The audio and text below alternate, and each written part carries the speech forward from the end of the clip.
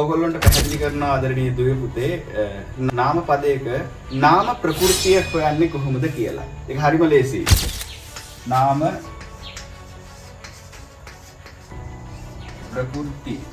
right. මම නාම පදයක් ගන්නම්කෝ. මිනිසා. මිනිසා කියන්නේ ප්‍රාණවාචී නාම පදයක්ද අප්‍රාණවාචී නාම පදයක්ද? මිනිසා කියන්නේ ප්‍රාණවාචී නාම පදයක්. මෙන්න මේ මිනිසා කියන ප්‍රාණවාචී නාම පදයට පුතේ ගේ කියන සම්බන්ධ විභක්ති පදය දානවා.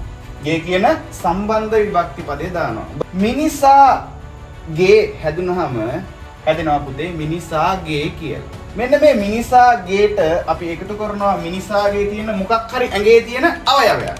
උදාහරණයක් හිතන්නකෝ මිනිසාගේ තියෙනවා ඇස.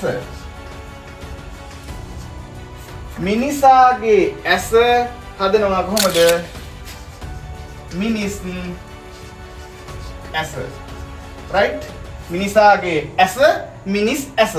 ඇස කපනවා මිනිස් කියන්නේ අන්න නාම පදේ මුල් ස්වරූපය.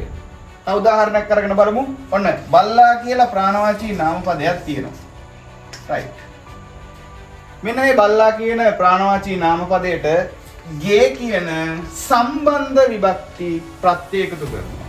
ඊට පස්සේ මෙන්න මේ බල්ලාගේ කියන එකට බල්ලාගේ මොකක් හරි තියෙන ඇඟේ අවයවයක් දානවා. උදාහරණයක් නැට්ට දාමුකෝ. නැට්ට. බල්ලාගේ නැට්ට බලු නැට්ට. නැට්ට කපනවා බලු ඉතුරු වෙනවා. බලු තමයි නාම ප්‍රකෘතිය. ඒ කියන්නේ නාම පදේ මුල් ස්වරූපය. දැන් ඔයගොල්ලන්ට පැහැදිලි වෙනවා ඇති නාම ප්‍රകൃතියක් කියන්නේ මොකද්ද? නාම ප්‍රകൃතියක් කොහොමද හොයාගන්නේ කියන එක. අනිත් දවසේ අපි හම්බෙමු අප්‍රාණවාචී නාම පදයක නාම ප්‍රകൃතිය හොයන්නේ.